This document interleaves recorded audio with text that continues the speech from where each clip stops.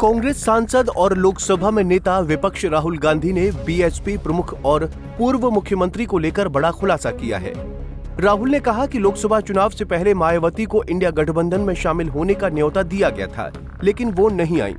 राहुल ने जोर देकर कहा कि कांग्रेस, सपा और बसपा मिलकर अगर लोकसभा चुनाव साथ लड़े होते तो बीजेपी को लोकसभा चुनाव में करारी हार मिलती। कांग्रेस नेता राहुल गांधी ने ये बात अपने 2 दिवसीय रायबरेली दौरे पर दलित छात्रों के साथ संवाद करते हुए कहा। चलिए इस वीडियो में जानने की कोशिश करते हैं कि राहुल गांधी के बयान के बाद बीएसपी प्रमुख ने क्या कहा। दरअसल लोकसभा चुनाव से पहले लोग इस बात पर कयास लगा रहे थे कि इंडिया गठबंधन में मायावती को शामिल करने के लिए बैक चैनल से कोशिशें हो रही हैं, लेकिन इसकी आधिकारिक पुष्टि उस समय नहीं की गई। अब लोकसभा चुनाव खत्म होने के लगभग 8 महीने बाद नेता विपक्ष राहुल गांधी ने पहली बार आधिकारिक रूप से इस बात को स्वीकार किया है कि मायावती को साथ आने का प्रस्ताव दिया गया था, मगर इस प्रस्ताव को बसपा प्रमुख ने ठुकरा दिया।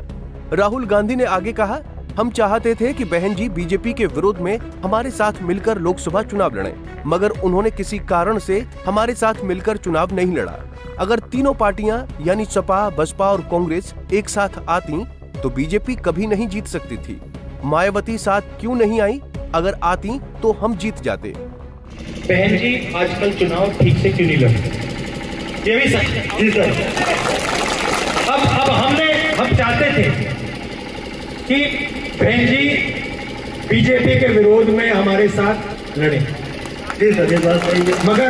मगर मायावती जी किसी न किसी कारण नहीं लड़े, तो ये भी मतलब हमें तो काफी दुख लगा, क्योंकि अगर तीनों पार्टियां एक साथ हो जाती तो बीजेपी कभी नहीं जीती।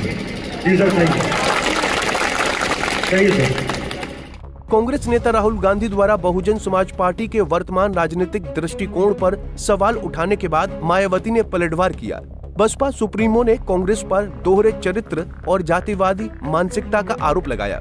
उन्होंने अपने एक्स हैंडल से सिलसिलेवार पोस्ट में कहा, कांग्रेस पार्टी जिन राज्यों में मजबूत है या जहां उसकी सरकारें हैं, वहां बीएसपी व उसके अनुयायियों के साथ उसका जातिवाद रवैया है, किंतु यूपी जैसे राज्य में जहां कांग्रेस कमजोर है, वहां बीएसपी से गठबंधन की बरगलाने वाली बातें करना उसका दोहरा चरित्र नहीं तो और क्या है।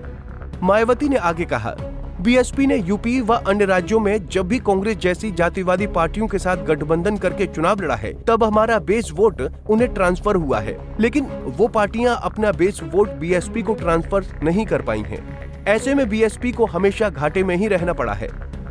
वैसे भी कांग्रेस और बीजेपी का चाल चरित्र चेहरा हमेशा बाबा साहेब भीमराव अंबेडकर, उनकी अनुयायी बीएसपी व उसके नेतृत्व, उनके दलित बहुजन अनुयायियों एवं आरक्षण आदि का घोर विरोधी रहा है, जिससे देश संविधान का समता मूलक व कल्याणकारी उद्देश्य पाने में काफी पीछे है, जो चिंताजनक है।